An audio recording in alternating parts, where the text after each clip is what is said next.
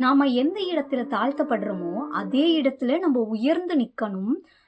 இந்த வாசகத்திற்கு எடுத்துக்காட்டா தன்னை அவமானப்படுத்தியவங்க இடத்துல எப்படி முன்னேறி நின்னா மாறி அப்படிங்கிற அந்த பெண்ணோட கதையை தான் உங்ககிட்ட நான் பகிர்ந்துக்க வந்திருக்கேன். உங்களுடன் காணொளியில பேசிக்கிட்டு இருக்கிறது உங்கள் திவ்யதர்ஷினி. ஒரு அழகான கிராமத்துல ஒரு கருப்பு பேரழகியா ஒரு அழகான குழந்தை பிறந்து வரா. அவ தான் மாறி. அவளுக்கு தன்னுடைய அப்பா சிறு வயதிலே இறந்து போயிடுறாங்க. அம்மா மட்டும்தான். ஆனா சின்ன வயசுல இருந்தே அவ ஸ்கூலுக்கு போகும்போதும் சரி, ஒரு சின்ன சின்ன இடத்துலயும் சரி, சின்ன சின்ன குழந்தைகளாலும் பெரியவங்களாலையும் தன்னோட நிறத்தை பத்தி எப்பவுமே ஒரு தாழ்வாவே பேசுறாங்க. அதனால அவளுக்குள்ள ஒரு பெரிய தாழ்வு மனப்பான்மை இருக்குங்க. இருந்தாலும் அவளுக்குள்ளேயும் ஒரு ஆசை இருக்கும் இல்லையா? அந்த மாதிரி ஒரு ஆசை தான் அவளுக்கு ஒரு பெரிய பியூட்டி பார்லர் வைக்கணும், ஒரு பெரிய பியூட்டிஷியன் ஆகணும் அப்படிங்கிறது ஆசையா இருந்துச்சு. அதுக்கு ஏத்த மாதிரி அவங்க அம்மாவும் ஒரு நல்ல நிலைமையில ரொம்பவே கஷ்டப்பட்டு அவளை படிக்க வைக்கிறாங்க. ஆனா திடீர்னு அந்த இடத்துல தாங்க ஒரு திருப்பம் வருது. முடக்குவாதம் வந்து படுக்கையா ஆயிடுறாங்க. அது அவனால தாங்கிக்கவே முடியல. அடுத்த வேலைக்கு என்ன பண்றதுன்னு தெரியல. ஹாஸ்பிட்டல் கூட்டிட்டு போனாலும் அதுக்கும் காசு வேணும், வீட்டுல இருந்தா சாப்பிடுறதுக்கும் காசு வேணும். இந்த உலகத்துல வாழ்றதுக்கே அந்த காசு தானங்க முக்கியம். வேற வழி தெரியல. தன்னோட படிப்பை பாதியிலே நிப்பாட்டிட்டு ஏதோ ஒரு வேலைக்கு போகலாம் அப்படின்னு முடிவு பண்ணி அந்த இடத்துல இருந்து அவளும் போறாங்க. போறப்போ நம்ம ஏன் ஏதோ ஒரு இடத்துக்கு போகணும், நம்ம தான் வந்துட்டு பியூட்டிஷியனுக்கு கோர்ஸ் வந்து கொஞ்சமா படிச்சோமே, அது சம்பந்தமாவே நம்ம வேலைக்கு போனா நம்ம கத்துக்கலாமே அப்படின்னு நினைச்சு ஒரு ஆசைப்பட்டு நிறத்துக்கும் நீ வந்து வேலை பாக்குறேன்னு சொல்றியே, அதுக்கு ஏதாவது சம்பந்தம் இருக்கா? நீ ஒரு ரிசப்ஷன்ல நின்னா கூட உனக்கு அந்த வேலை தரமாட்டாங்க. நீ எப்படி இந்த வேலைக்கெல்லாம் வரலான்னு நினைக்கலாம், உனக்கு இங்க வேலை கிடையாது அப்படின்னு சொல்றாங்க. ஆனா அவளோ எனக்கு எந்த வேலையா இருந்தாலும் பரவாயில்ல, எனக்கு வேலை மட்டும் கொடுங்க அப்படின்னு சொல்லி கேக்குறா. உடனே அவங்க சொல்றாங்க, இங்க வந்து கூட்டி பெருக்கிற வேலை மட்டும்தான் இருக்கு, அதை தவிர வேற எந்த வேலையும் இல்ல, உனக்கு தர முடியாது அப்படின்னு அவமானப்படுத்துறாங்க. இருந்தாலும் வேற வழி இல்ல, தன்னோட அம்மாக்காக ஏதோ ஒரு வேலையை பார்த்தாகணுமேங்கிறதுக்காக அவளும் வேலையில சேர்றா. அங்க இருக்கிற பெரிய பெரிய பியூட்டிஷியன்லாம் இருக்காங்க இல்லையா, அதாவது கலை நிபுணர்கள், அவங்க எல்லாருக்கும் மேக்கப் பண்றத அவ வந்து கூர்ந்து கவனிச்சுக்கிட்டே இருக்கா. ஏதோ ஒரு வழியில நம்மளும் கத்துக்கலாமே அப்படின்னு ஒரு சின்ன சின்ன விஷயமும் பார்த்து பார்த்து பார்த்து பார்த்து கத்துக்கிட்டு ஒரு உடைஞ்ச கண்ணாடி முன்னாடிலாம் நின்று ஒரு நாளும் பிராக்டிஸ் பண்றா. அப்படி ஒரு நாள் அந்த பியூட்டி பார்லர்ல யாரும் இல்லைங்க. இவ துடைக்க தானே போனா. ஆனா அவளுக்குள்ளேயும் ஒரு ஆசை இருக்கும்ல. அங்க இருக்க மேக்கப் திங்ஸை எல்லாம் எடுத்து அவளோட முகத்துக்கு அவ அலங்காரம் பண்ணிக்கிறா. திடீர்னு அந்த இடத்துக்கு அங்க மேனேஜர் வந்துடுறாங்க. அவளுக்கு என்ன பண்றதுன்னே தெரியல. ஆனா அவங்க பார்த்த உடனே அவங்களுக்கு ஒரு அதிர்ச்சி. இன்னும் இந்த பொண்ணு இவ்வளவு அழகா மேக்கப் பண்ணிருக்கே அப்படின்னு சொல்லி நினைக்கிறாங்க. இருந்தாலும் அவ எங்கேயாவது ஒரு இடத்துல முன்னேறிடக்கூடாது. அது எப்படி முன்னேறிடக்கூடாது, அது எப்படிங்க முடியும் அப்படின்னு அவ உடனே சொல்றா. நீ வந்து உன் முகத்துக்கும் உன்னோட மேக்கப்புக்கும் ரொம்ப கேவலமா இருக்கு, ரொம்ப அசிங்கமா இருக்க அப்படின்னு சொல்லி ரொம்ப தரக்குறைவா பேசுறாங்க. அவ சொல்றா, இல்ல மேடம், நான் நல்லா தானே பண்ணிருக்கேன் அப்படின்னா. நல்லா எப்படி பண்ணினாலும் இருக்கிற முகரை தானே இருக்கும் அப்படின்னு சொல்லி அவளை அவமானப்படுத்திடுறாங்க. வேற வழியே இல்லாம இந்த முகத்தை போய் முதல்ல கழுவு அப்படின்னு அந்த இடத்துல இருந்து அவளை திட்டி அனுப்புறாங்க. அவளும் ரொம்பவே கவலைப்பட்டு அழுகிறா. அவளுக்குன்னு நண்பர்கள் யாரும் இல்லைங்க. அங்க இருந்து யாரும் அவளை கேட்கவும் இல்லை. வீட்டுக்கு போறா. போயிட்டு ஒரு தலகாணிய அவளோட நண்பனா நினைச்சு கட்டி பிடிச்சி எல்லாத்தையும் சொல்லி கதறி கதறி அழுகிறா. ஆனாலும் என்னால் இந்த வேலையை விட முடியல, நான் நிறைய நுணுக்கங்கள் கத்துக்கிறேன், இன்னொன்னு எனக்கு பணமும் வேணும் அப்படின்னு ரொம்ப அழுகிறா. அடுத்த நாள் யதார்த்தமா எப்பவும் போல அவ வேலைக்கு போறா. ஆனா அங்க பியூட்டிஷியன் யாருமே வரல. திடீர்னு ஒரு பெரிய பணக்கார பெண் அந்த இடத்துக்கு வரா. வந்து எனக்கு மேக்கப் போடணும்னு கேக்குறாங்க. ஆனா எந்த பியூட்டிஷியனும் அந்த இடத்துல இல்ல. உடனே சூழ்நிலைய நம்மளோட மாறி பயன்படுத்திக்கணும்னு நினைக்கிறா.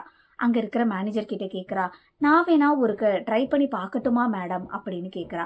ஆனா அவங்க இல்ல நீ எல்லாம் பண்ணக்கூடாது அப்படின்னு சொல்றாங்க. ஆனா அந்த மேனேஜருக்கு தானங்க தெரியும் ஏற்கனவே அவ எவ்வளவு அழகா மேக்கப் போட்டிருந்தான்ட்டு.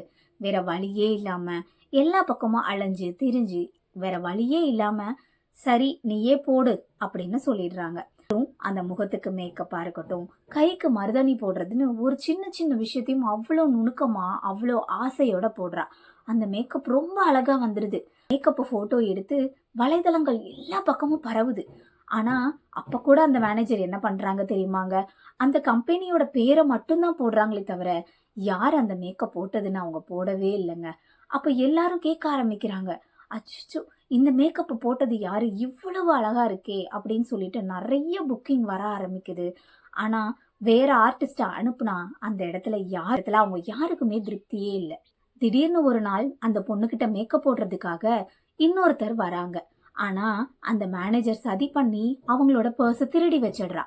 ஊர் சுத்தி இருக்க எல்லாரும் எல்லா பக்கமும் தேட ஆரம்பிக்கிறாங்க. ஆனா கடைசியில சுத்தி சுத்தி கொஞ்சம் கூட யோசிக்காம, "இடத்துல என்னங்க இருக்கு? அந்த நிறத்துல என்ன இருக்கு? எனக்கு தெரியல."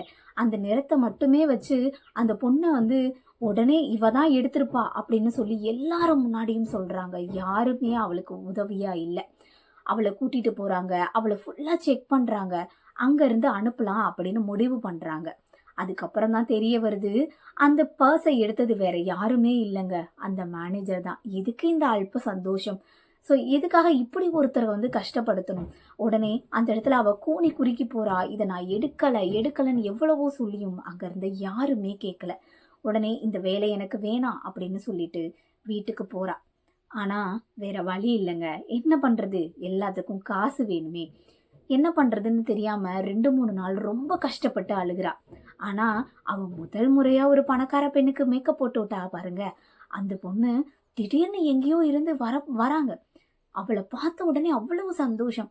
"நீங்க தானே எனக்கு மேக்கப் அன்னைக்கு போட்டு விட்டீங்க. உங்கள நான் தேடுனேன். அந்த கடையிலலாம் நான் போய் கேட்டேன். ஆனா, நீங்க எங்க இருக்கீங்கன்னே எனக்கு தெரியல." அப்படின்னு சொல்றாங்க. உடனே, "நான் ஒரு பியூட்டி பார்லர் வந்து தொறந்திருக்கேங்க. அதுக்கு கண்டிப்பா நீங்க தான் மேக்கப் ஆர்டிஸ்ட்டா எனக்கு வேணும். அதே மாதிரி ஒரு ஒரு மருதாணியையும், ஒரு ஒரு நுணுக்கத்தையும் நீங்க வந்து நெறைய எக்ஸ்டாப்ளிஷ் பண்ணி எனக்கு குடுக்கணும்." அப்படின்னு சொல்றாங்க. அதே போல அந்த பழைய கம்பெனில இருந்த மாதிரி இல்லாம, இவங்க அவள மதிக்கிறத பார்த்து அவளுக்கு ரொம்பவே பிடிச்சு போய் சேர்ந்துடுறா. சம்பளமும் அதிகமா வருது. அந்த நேரத்துல அவ மேக்கப் போட ஆரம்பிக்கிற ஒரு ஒரு விஷயத்தையும் வலைதளங்கள்ல போட்டு, போட்டு, போட்டு அந்த கம்பெனி, அந்த பியூட்டி பார்லர் ஒரு பெரிய அளவுக்கு வந்துருதுங்க. இத பார்த்து எல்லாரும் பொறாமப்படுறாங்க. அங்க வேலை பார்க்கறது யாரு அப்படின்னு ஒரு நாள் பேப்பர்லயும் வருது. அந்த பழைய பியூட்டி பார்லர் இருக்குல்ல, அவங்க பார்த்துட்டு ரொம்பவே பொறாமப்படுறாங்க. இவ எங்கேயாவது வளர்ந்துருவாளோன்னு தானே நான் இங்கேருந்து அனுப்புனேன். இவ என்ன இத விட வேற கம்பெனிக்கு போய் ஒர்க் பண்றாளா? அப்படின்னு சொல்லி ஏதாவது பண்ணணும்னு நினைக்கிறாங்க. அந்த நேரத்துல தான் இன்டர்நேஷனல் லெவல் பியூட்டிஷியன் காம்படிஷன் வருதுங்க. அந்த புது பியூட்டி பார்லர்ல இருந்துட்டு நம்ம கம்பெனிக்காக நீங்க தான் கலந்துக்கணும்னு சொல்றாங்க. ஆனா அவ இல்லங்க. நான் வந்து மேக்கப் போட போனேன் அப்படின்னா, அந்த இடத்துல கண்டிப்பா நான் வின் பண்ண மாட்டேன். என்னை எல்லாருமே சொல்லுவாங்க அப்படின்னு சொல்லி அவளோட தாழ்வு மனப்பான்மைய அவ சொல்றா. அதுக்காக அந்த பொண்ணு சொல்றாங்க, "எந்த ஒரு நிறமா இருந்தாலும் அழகு அழகுதாம்மா. அது உங்களுடைய திறமைக்கும் அதற்கும் சம்மந்தம் கிடையாது. நீங்க கலந்துக்கோங்க" அப்படின்னு சொல்றாங்க. வேற வழி இல்லாம கலந்துக்கிறா. ஆனா அவ்வளோ பேர் இருந்தும் அங்க யாரு ஜெயிச்சாங்கன்னு தெரியுமா? அது வேற யாரும் இல்லங்க. நம்ம மாரி தான் ஜெயிச்சா. மாரிக்கு அவ்வளவு சந்தோஷம். இருக்கிற எல்லாருமே ஃபேர் ஸ்கின்னா வந்திருக்காங்களே! நம்ம இப்படி இருக்கோமே அப்படின்னு நினைச்சா. ஆனா அந்த இடத்துல அவளுக்கு என்ன தோணுச்சுன்னே தெரியல. எனக்கு மாடலே வேணாம். நானே ஒரு மாடலா இருக்கேன் அப்படின்னு சொல்லி அவளுடைய முகத்துக்கு அவளே மேக்கப் போட ஆரம்பிச்சா. அதுதான் அந்த வெற்றிக்கு காரணம். அதாவது வெள்ளையா இருந்தா தான் அழகு, கருப்பா இருந்தா அழகு இல்ல அப்படிங்கிறது இந்த சொசைட்டில கண்டுபிடிச்சு வச்சிருக்க ஒரு கேவலமான விஷயங்க. அந்த விஷயத்த அவ அந்த இடத்துல ஒட்டச்சு எறிஞ்சா. அதே இடத்துல அவ முன்னாடி வேலை பார்த்தா பாருங்க. அந்த கம்பெனில இருந்தும் வந்திருந்தாங்க. எல்லாரும் வாயடைச்சு போனாங்க. அந்த காம்படிஷன்ல இருந்து வெளிய வரும்போது, ஒரு பெரிய தொகைய அவ கையில எடுத்துட்டு வரா. அப்போ அந்த முன்னாடி வேலை பார்த்த அந்த முதல் கம்பெனிய லாஸ்ல போகுறதாகவும், விக்க போறதாகவும் ஒரு அட்வர்டைஸ்மென்ட்ட பார்க்குறா. அதாவது விளம்பரங்க. அத பார்க்குறா. பார்த்துட்டு அங்க வேக வேகமா போறா. போய்க்கிட்டு இந்த இந்த இந்த கம்பெனிய நான் வாங்கிக்கிறேன் அப்படின்னு சொல்லி அந்த கம்பெனிய வாங்குறதுக்கு முயற்சி பண்றா. அப்போ அந்த மேனேஜர் பயப்படுறாங்க. இவங்க வாங்கிட்டா நம்ம என்ன பண்ணுவோம்னு. அந்த மேனேஜர பார்த்து சொல்றா, "இங்க திறமைக்கு தான் வேலை. நீங்க இதே போல் இருந்தா என்னுடைய கம்பெனில நீங்க வேலை பார்க்க வேண்டாம். ஆனா திறமைக்கு முக்கியத்துவம் குடுக்குற மாரி இருந்தால் மட்டுமே இங்க நீங்க வேலை பார்க்கலாம். உங்களுடைய குடும்ப சூழ்நிலைய பற்றி எனக்கு தெரியும். நான் உங்கள அனுப்ப மாட்டேன்." அப்படின்னு அவ சொல்றா. அப்போ அந்த மேனேஜர் ரொம்பவே கஷ்டப்பட்டு மன்னிப்பு கேட்குறாங்க. எந்த இடத்துல குனிஞ்சு நின்னாலோ, எந்த இடத்துல ஒரு ஒரு முறையும் தட்டி தட்டி தட்டி தட்டி தாழ்த்தப்பட்டாலோ, அதே இடத்துல மிகப்பெரிய ஆளா உயர்ந்து நின்னா நம்மளோட மாரி. மாரியோட கதை தாங்க. ஆனா இதே மாதிரி எத்தனை மாரிக்கள் தெரியுமா நம்ம ஊர்ல இருக்காங்க. அவங்க எல்லாரும் ஒரு மிகப்பெரிய தைரியசாலி தாங்க. வெறும் நிறத்தால மட்டும் இல்ல, இன்னும் எவ்வளவோ விஷயத்தால ஒருவரையும் தாழ்த்த தாழ்த்த தாழ்த்த அது அடுத்த அடியை தான் நம்ம எடுத்து வைக்கணுமே தவிர, ஒரு இடத்துல முடங்கி கிடந்துறக்கூடாதுங்க. இதோட சொல்லி நான் இந்த கதைய முடிச்சுக்கிறேன். நன்றி.